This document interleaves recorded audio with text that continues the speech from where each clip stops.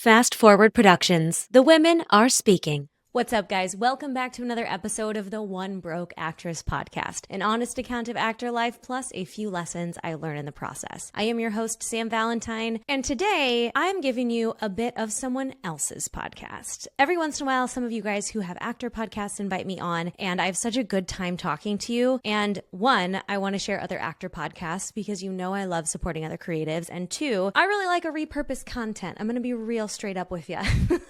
Stuff's starting to get busier again, and I want to share something that's already been recorded that might not be a tone you're used to me using because I'm usually an interviewer and not an interviewee. Also, and this is just information if you haven't skipped past the intro, we are taking a bit of a moment to redo some things in One Broke Actress. Meaning, coming forward, we are actually going to start changing the format of episodes to where they're a little bit more conversational and a little bit less interviewee style. The way that Gabrielle and I have our conversations every month around a topic or two, to me, that's really interesting. And I kind of think that's a format of podcast I want to explore more often, especially with the onslaught of the YouTube channel, which if you are watching this on YouTube, what up? If you've not yet checked it out, go ahead and check out the One Broke Actress YouTube because I'm making a lot of content in there. And it's actually giving me a lot of happiness and a gentle relief of some of my anxiety of trying to keep up with the treadmill of short form content. So the Instagram, the TikTok, everything is like coming at us all the time. And there has been something really freeing about focusing on the long form content. I hope you guys are on this journey with me. I hope you'll come along and we are going to kind of shake things up inside of One Broke Actress. It's become less of a how do we act and more of a here's how I'm navigating this space. And you guys have been front row center for all of this. So I just wanted to let you know if you feel that format happening, that's kind of what we're doing here. If this is not for you, great.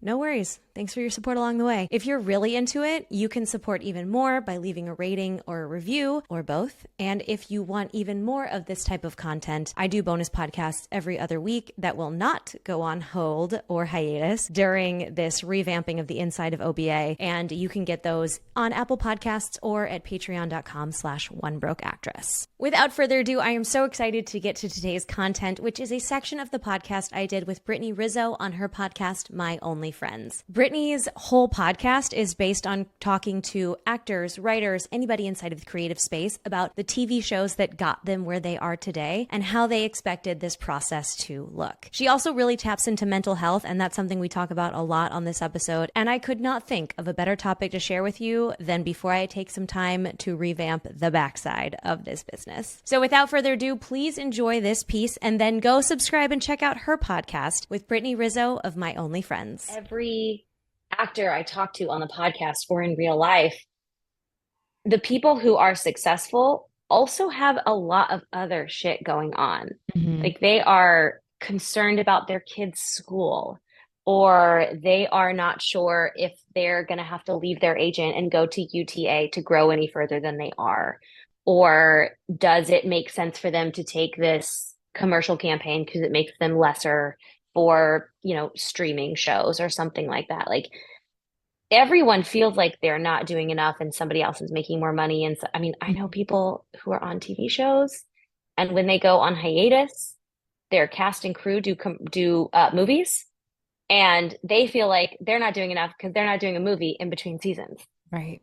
So if we know everyone feels this way, can we lessen the bar a little? And I think the fear of lessening the bar, at least for myself, and you can tell me if you identify with this, but the fear of lowering that stress threshold and that anxiety and guilt of not doing enough is that then we will be lazy actors, or we won't do enough and we'll miss our shot, or we'll miss our thing, and we will just stagnate. Mm-hmm. But I don't have any evidence that me slowing down has ever stopped me from achieving more. I have no evidence. In fact, I kind of have evidence against it, that every time I allow myself to relax a little, things go pretty well.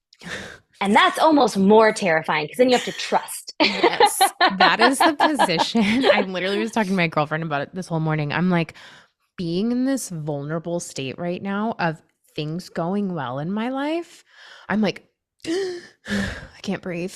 And I'm like, what is Yeah. wrong with me? Like, Yeah. nothing is wrong. But I literally am like, wait, everything is going really well. So my brain can't just accept this. And again, Yeah. though, everything works out when you're just enjoying the moment and you're relaxed and you're present.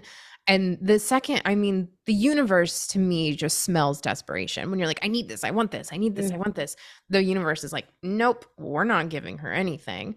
But then the second you're like, yeah. okay, like everything's good, like more amazing things can find you. But then you have that little dark cloud that's creeping in that's like, like the other shoe's gonna drop. Don't get comfy. So it is, it's hard. It's Yeah. scary.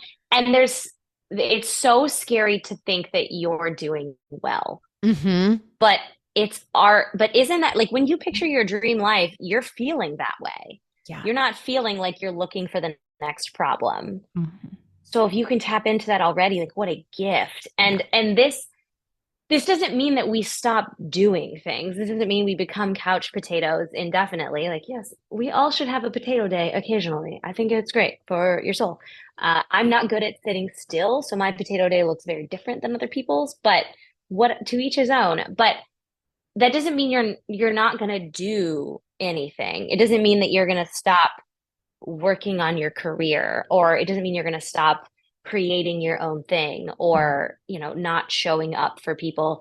It means while you're doing the thing you feel like you need to be working on, you're not going to be worried about the 17 other things you're not working on. Mhm. So I recently, like, was it last year? Was it 2 years ago? I can't remember. My voiceover agent left my voiceover agency and was going to a new agency. And she said, "Do you want to come with me?" And I have not had a great luck with voiceover. I've never really pursued it. I've taken some classes, but it's just not my passion. Mhm. And sometimes I work with some dubbing companies. So I do some dubbing just because they have me on file and it's fun. But I'm not pursuing it. And I realized if I didn't have those occasional auditions come in that just make me stressed, that I feel like I don't have a system for, I don't really know what I'm doing, Mhm. it's not my goals, I realized I wanted to stop. So I said, you know what? I think I'm going to take a break. You go enjoy your new company, do your thing, and I'll let you know if and when I want to come back. And she was like, great, have at it, do your thing. And I don't really miss it right now. I Mhm. don't miss it. And it's one thing I've taken off my plate. And I think as actors, we're told, like, you never know what's going to be the thing. Maybe you're going to be a print model. Maybe you're going to be in Yeah. voiceover. Maybe you're going to be, so you should do it all. And my acting work has gotten so much better because I'm not so spread Yeah. on 1,700 areas, and letting go of that quote unquote opportunity and making it not guilt ridden and making it less push of myself has made me better focused on whatever comes next. And then, like a couple weeks later, I got an email from a casting director I really, really like. And they said, "Hey, I'm teaching this invite only class. There's 15 people. I'd like you to be in it." And I was like, this is what I'm supposed to be doing next. Like, Yeah.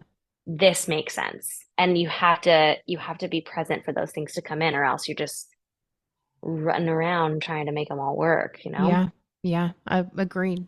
How do you prevent, because being an actor is a lot, doing a podcast is a lot. There's a lot of things where you do feel like you have to go, go, go. And then we have a social life and you are in a relationship and you have two dogs. Like Mm-hmm. we have full lives. How do you Yeah.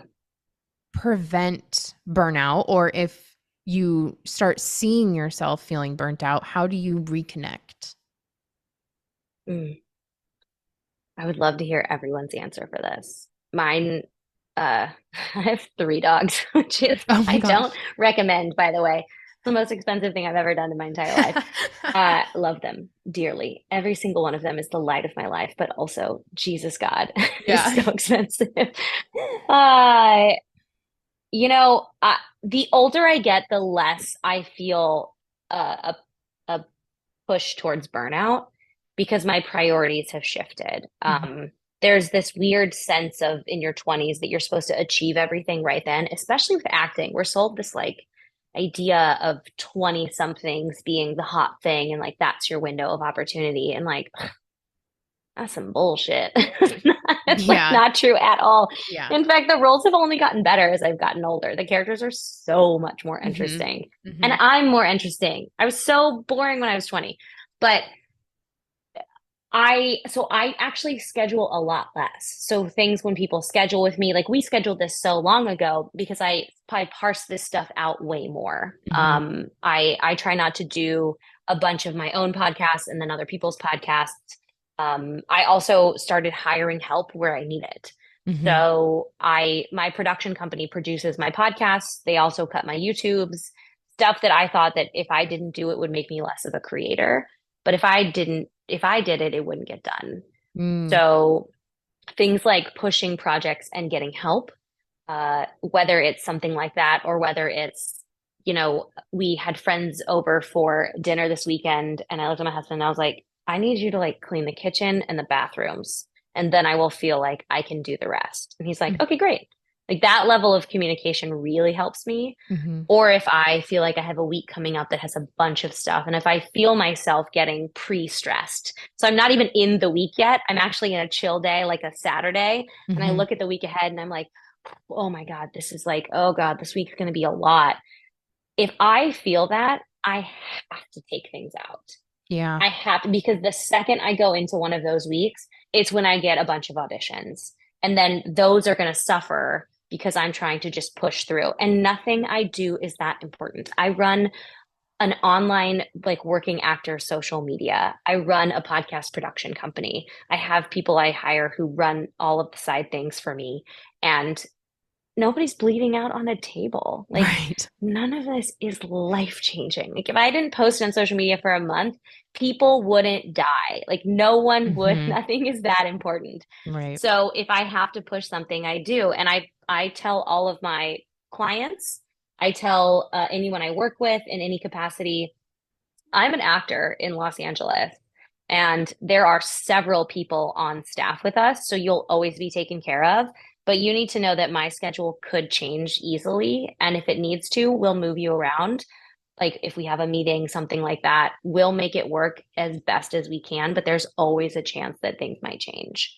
We say it for our online community that I run with Gabrielle Ben Loss. We run an actor community online and we preface everything with schedule subject to change. Mm-hmm. And when you lead with that, with I am a working actor and things will change, it just gives people an ease and it gives you an ease to be able to change things as needed. Mm-hmm. So I tried as much as I can to prevent it.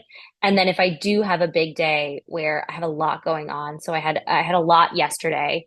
Today I have I had a training session this morning, walked my dogs. I took an everything shower, Oh, I had one of those which is very yesterday. important. It's so nice. The It's very best. refreshing. Because tomorrow I'm filming content. Uh-huh. So I know that it's going to take one thing away from tomorrow. I'm not going to have to wash my hair. Yeah. I'm doing this podcast with you. And then yesterday I had a really long audition I had to film. Later this week, I have a callback that's like 8 pages. Congrats. So today, thank you. So today I am doing this and one other meeting, and that's it. And yeah, I'm going to answer emails and like check on stuff, but I'm not doing a bunch today because I needed to ease off for earlier this week and later this week. And Mm-hmm. that's, one of the gifts of our acting careers and a lot of our crazy jobs is that we don't work normal schedules. And sometimes it's a burden, but sometimes it's a huge plus. So we Right. can make it work. Because how many times have you worked a scene on the weekends because you had to, So it's like, why can't we take a Tuesday to take a chill? Mm-hmm. Mm-hmm. Yeah. Yeah. Now, it seems like you are a person who is really good at enforcing boundaries based off of everything you Mm. just said. And It's that's new. okay. I was going to ask, like, have you always been that way? Or was there an incident where Mm-mm. you're like, if I don't start doing this, I'm going to lose my shit? Yes. My God, it was like my early 30s. Mm, And also I started taking some anxiety medication last year. I started on Prozac, and it has changed my whole hold on life. a second. To be completely transparent, I have been thinking about going on Prozac, and I literally had a doctor's appointment yesterday and I got too scared and I canceled it. Mm. And like, this is so vulnerable for me to say like publicly, but because Yeah. you said it, I feel like I could cry right now because I've been like, really like, can I still do this on my own? Like, I don't know. I don't know. Like, there's Oh. a little bit of me that's like, I don't know if I want to go on medication. And I know so many people who are on it, but Mm. then I get PMDD, which is like so, Mm. so Oh my bad. God. Oh It's so God, you bad. should absolutely. Yeah. Yeah. I mean, I'm not a medical doctor, but Yeah. uh But hearing you dude, say that it's helped you so much, I'm like, you know what? It might just yeah. be time to just try it. Like I should. Listen, if you had allergies, you would probably take allergy medication. You wouldn't assume that you could get rid of your own allergies, Hmm.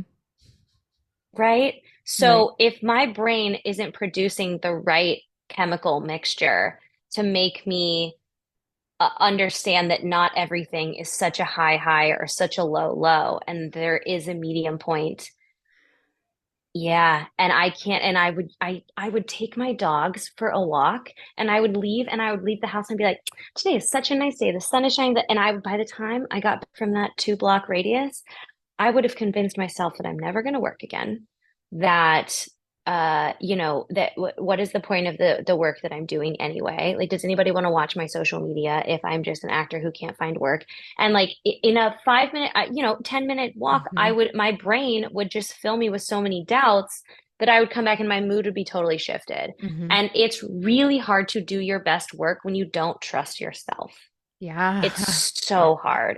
And I know you're vibing with this so hard, and I just feel like you might like listen, look into it. And anyone who's like listening to this, there was a weird thing that someone told me. I didn't even think about this. But I was nervous too. I was like, what if you'll love this? I told my therapist, I was like, what if my anxiety is my edge? Like, what if so stupid. I was Who like, am I if what I'm not a if neurotic this is the psychopath? thing? Yeah. Who am I? Like, what if this is a part of my personality and it's also a part of my casting and it's the reason I'm so productive and like this Hmm. is the thing that makes me me and da da da. And she laughed and she was like, no. She was like, it's probably, she's like, sure, okay, maybe we work with that scenario, but it's probably making you a lesser version of yourself Mm. because you're being pulled in so many mental directions. So the Prozac was a really interesting idea. And I also found out, no one told me this, but it's commonly prescribed for people who are overcoming eating disorders. And Mm. I have marinated in that pool longer than I would like to Hmm. have. And no one told me that. No one ever told me that was an option. And the more I researched it, the more I found about the correlation between the control tendencies of eating disorders and the mental health aspect. And I started taking it last March. I remember I filled the prescription and I was like, yes, I'm just a loser now who can't take care of herself. And, all these weird things that no one told me. I just assumed. Like, I don't even take headache medicine if I have a headache. I'm like, I can power through this. I'm fine. Hmm. I wish I would have taken it sooner. Mm. I'm a different person. Hmm. I'm enjoying moments very differently. I remember the first time that it really hit me, I was watching TV with my husband, and all of a sudden my head goes, you're only watching this show. You're not thinking about the 700 things that you are going to do later this week or the things you did before this. Sam, that was And I was literally like, me last night. whoa, It's literally me last night. dude. I'm like with this guy, and he is so clearly just watching Buffy with no problem. And I'm sitting there thinking of all of these horrible things. And I'm like, wow, he's just really enjoying the show. Like, that must be so nice. Yes. Yes, that was exactly how I felt. And I remember the first time I caught myself just watching a show. And I thought, holy cow, is this how other people feel? Like, Yeah. I'm not thinking about the fact that I also need to do laundry and that I should have set out my meal for already tomorrow. And man, am I ready for this meeting? And like, do I Hmm. really have those lines for that? I'm not perfect. This is not like fixed every problem in my life, but the amount of circular voices in my head the switch has dimmed. Mm. And I'm not, it's like we've just like turned the volume down a little bit. And I think there's a weird thing about it being with actors that we're supposed to feel all these feelings. Mm-hmm. And I still feel my feelings. Yeah. Trust. Like they don't go away. You're still a human. And everyone's dosage is different and there's tons of different prescriptions at this point that people can look into. And I'm not a doctor and I know nothing about that Mm-hmm. world, but what I do know is it's made me a much happier person. And also my husband was like, I'm so lucky that I get to Mm. know you from this perspective Aw. because I'm much more fun for him to be around. Yeah. Aw. Yeah. I'm so much better to him and everyone else in my life. And I can think about other people more than just thinking about myself. And I would have never realized that this was an option. It's also like weirdly the cheapest medication. I think I paid $3 for like 3 months of it. I don't Amazing. understand it, but whatever. It's Amazing. amazing. It's Yeah. amazing. Well, But see, I love I that. I And couldn't recommend it I mean, more. I couldn't, this is like, talk about like synchronicity and like trusting the timing of your life. Cause I literally, the appointment was yesterday Yeah. and I canceled it. And then you said that. And I'm like, and this is why I think that like, I don't want to like get on my soapbox of like why I think my podcast is important, but also like these conversations, like even if nobody else heard this, like I got to have this conversation and it helped me and it made me feel like I could do this because I look at you and you are successful, you're beautiful, you're kind, you're vulnerable, and you are you're taking Prozac. That doesn't make you, you know what I mean? Like you can have it all and still be like, I need a little help. I can't do this on my own. And I was looking at it like, well, I'm a failure if I haven't tried every single thing before getting Yeah. on medication. But I'm like, no, like I It's literally weird. have this person being like, it's okay, like giving me the permission to go there. So thank you for that. I mean, Yeah. incredible. I'm so happy. I'm so happy that we could have this conversation. And Mhm. listen, I said earlier, when I feel like I'm getting towards burnout, I tag in help. This is the same thing. This Mhm. is me tagging in help. It Mhm. just is in a different capacity. And I've done all the herbal remedies. I've done all the sleep things. I've Yeah. done all the meditation things. I've done it all. And I'm saying a lot of it has a lot of value, but when you don't make a chemical in your brain like other people Mhm. do, like it would be like I said, you would take allergy medicine if you had Right. allergies. And I think just looking into it, like we have the capacity. It's pretty cool. And not everyone needs to be on it. Not everyone needs to be on it forever. Yeah. But I'm super happy and I'm really, really excited for you that this could Mm. potentially add because Mhm. you deserve to have quiet moments inside your own head. Oh, thanks for saying that out loud. Yeah. You're right, I Yeah. do. Oh, you're gonna make me cry. I See, I know. still I know. have I'm emotions. gonna cry. I'm like, "Don't cry. Don't cry, Brittany." Ooh, Girl, you could cry. no, it's truly like I really needed that. I really needed that. I'm like Mm. sweating now. Taking off my clothes, I like, know, it's "Don't warm. cry." It's a lot of feelings. I know.